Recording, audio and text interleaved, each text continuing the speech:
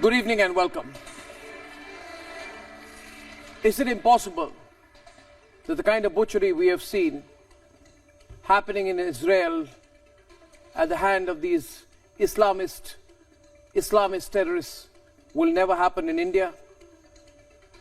Can we take a guarantee that if the line of the Congress party and the left and Asaduddin Owaisi is followed, and India ends up directly or indirectly supporting terrorist groups like the Hamas, then groups like the Hamas will not carry out the same butchery in India that they have carried out in Israel?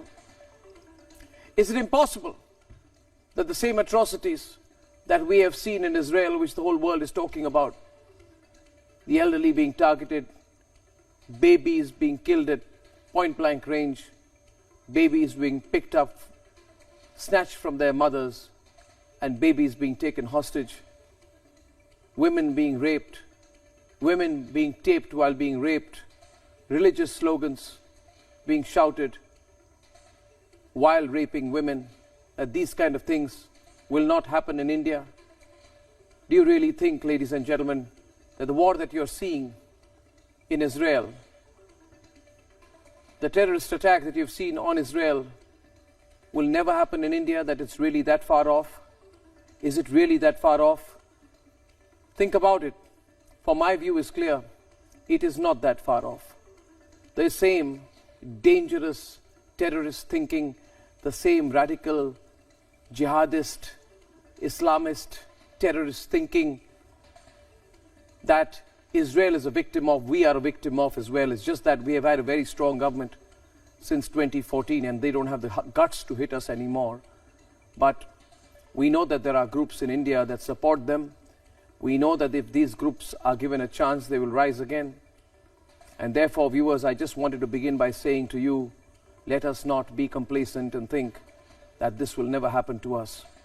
And that is why the war that Israel is fighting is very decisive. And it should be decisive. Because Israel is fighting this war on behalf of all of us. Israel is fighting this war for you and me. Israel is fighting this war for all free-thinking people across the world. Israel is fighting this war on behalf of all of us who have had enough with this Islamist terrorism, especially with Islamist terrorism. So I say to you tonight that you have a choice too. You can watch and think that no, this is someone else's war. I'm sitting in Mumbai, I'm sitting in Pune, I'm sitting in Kolkata, I'm sitting in Jammu. It's never going to happen to us. Well, it's not someone else's war. It is our war as well. It is our war against these Islamist terrorist groups who take babies hostage.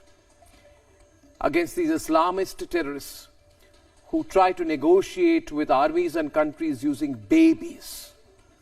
These Islamist terrorists who shout religious slogans as they rape young Israeli women and kidnap the elderly. These are not humans. If the Hamas is not completely crushed and completely finished, then believe me, viewers, there is no guarantee that these Hamas-type groups, and there are many across the border in Pakistan, we know, and some trying to grow in India. And there are people in India who say they are spokespersons and attached to the Hamas.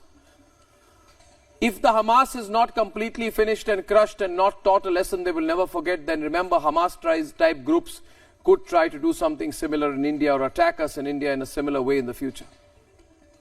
Babies have been picked up. Fully armed men,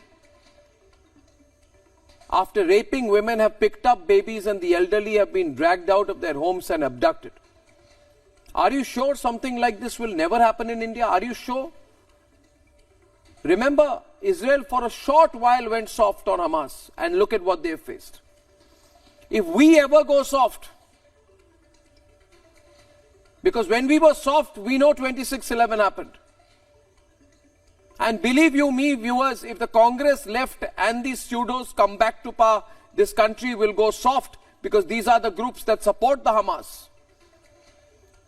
And if we continue to be soft on the Islamists in the future in the name of pseudo-secularism, if it is told to us, if you're secular, you have to support terrorists, then I say to you, watch the horrors of Israel very closely, ladies and gentlemen.